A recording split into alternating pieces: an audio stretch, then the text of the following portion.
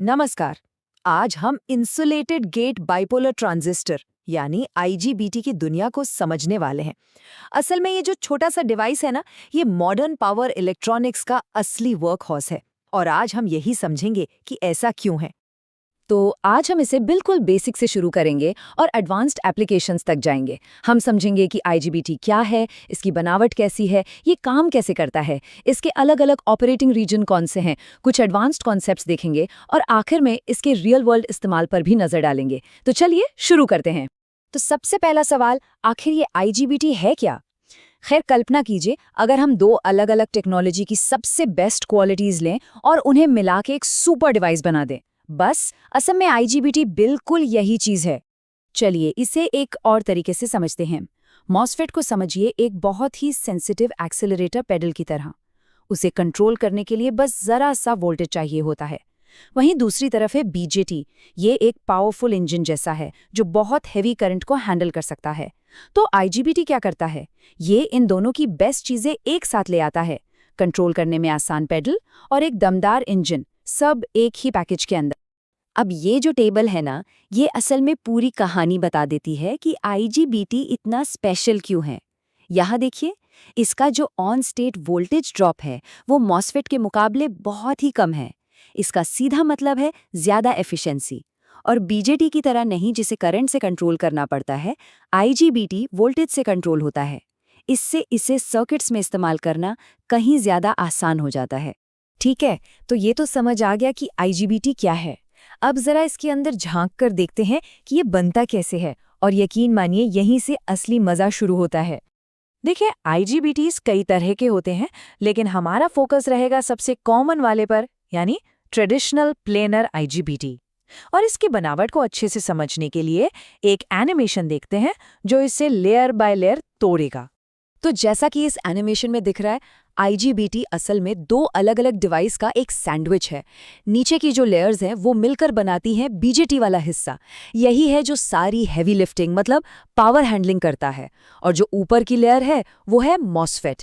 ये इसका control system है।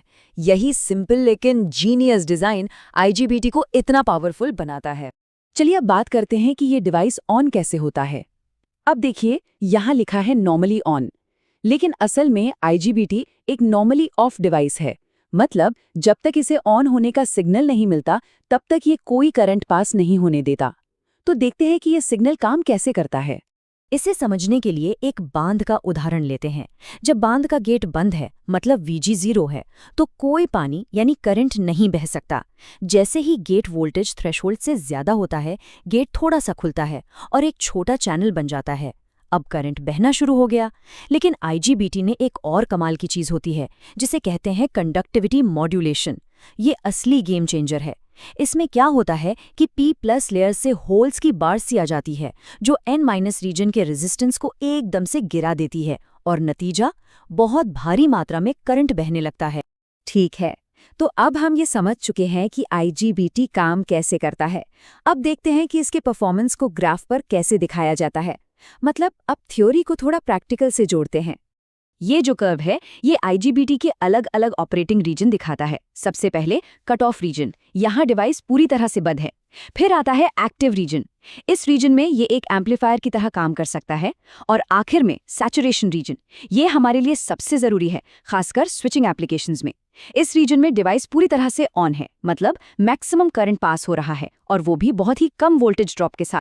ओके, तो जितने भी इंजीनियर्स हैं ये सेक्शन खास तौर पर उनके लिए है। अब हम कुछ एडवांस्ड कॉन्सेप्ट्स की बात करेंगे, वो चीज़ें जो एक अच्छे डिज़ाइन के लिए बहुत ज़रूरी हैं। इंजीनियरिंग में सबसे ज़रूरी चीज़ होती है ट्रेड ऑफ को समझना, और आईजीबीटी में सबसे बड़ा ट्रेड ऑफ है कंडक्शन लॉस और स्विचिंग लॉस के बीच।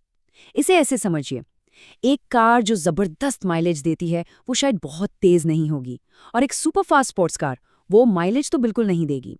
आईजीबीटीज का भी यही हिसाब है। एक आईजीबीटी जिसकी कंडक्शन लॉस बहुत कम है, मतलब वो बहुत एफिशिएंट है, वो शायद बहुत तेजी से स्विच नहीं कर पाएगा, और जो बहुत तेजी से स्विच करता है उसकी एफिशिएंसी थोड़ी कम होगी। तो असली काम है अपनी एप्लीकेशन के लिए सही बैलेंस ढूंढना।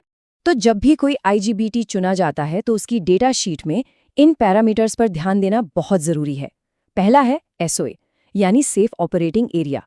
ये आपको बताता है कि डिवाइस की लिमिट क्या है। फिर है टोटल गेट चार्ज QG, जो गेट ड्राइवर सर्किट को डिजाइन करने के लिए क्रिटिकल है। और आखिर में थर्मल रेजिस्टेंस R θJC। ये बहुत ज़रूरी है क्योंकि ज़्यादातर पावर डिवाइस गर्मी से ही फेल होते हैं। ये पैरामीटर बताता है कि डिवाइस अपनी गर्मी को कितनी अच्छी तरह बाहर निकाल सकता है। और ये जो पावर लॉस का फॉर्मूला है वो इन्हीं सब चीज़ों को एक साथ लाता है। ठीक है, काफी थ्योरी हो गई। अब आते हैं सबसे मजेदार हिस्से पर। असल दुनिया में ये IGBTs इस्तेमाल कहाँ होते हैं, और आप ये जानकर हैरान रह जाएंगे कि ये हमारी रोज की जिंदगी में कितने ज्यादा हैं। इंडस्ट्रियल रोबोट से लेकर आज की इलेक्ट्रिक कारों तक IGBTs सचमुच हर जगह हैं, खासकर इलेक्ट्रिक गाड़ियों में। सच तो ये है कि बिना IGBTs के आज की EVs इतनी एफिशिएंट और पावरफुल हो ही नहीं सकती थीं। ये असल में उस इन्वर्टर का दिल होते हैं जो बैटरी की DC पावर को मोटर चलाने के लिए AC पावर में कन्वर्ट करता है। और ये चार्ट इस बात को और भी साफ कर देता है। देखिए, ऑटोमोटिव सेक्टर अकेले ही मार्केट का सबसे बड़ा हिस्सा है, लगभग 45%। ये दिखाता है कि EV मार्केट IGBTs के लिए कितना ज़रूरी है। और जैसे जैसे EVs और पॉपुलर हो रही हैं, IGBTs की डिमांड सिर्फ और सिर्फ बढ़ने वाली है। लेकिन रुकिए, कहानी अभी खत्म नहीं हुई है। जहां एक तरफ IGBTs का राज है, वहीं मार्केट में एक नया चैलेंजर भी आ गया है, सिलिकॉन कार्बाइड यानी SiC।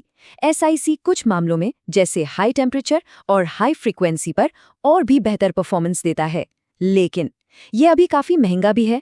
तो ये फिर से वही क्लासिक इंजीनियरिंग ट्रेड ऑफ वाली बात हो गई, परफॉर्मेंस बनाम कॉस्ट।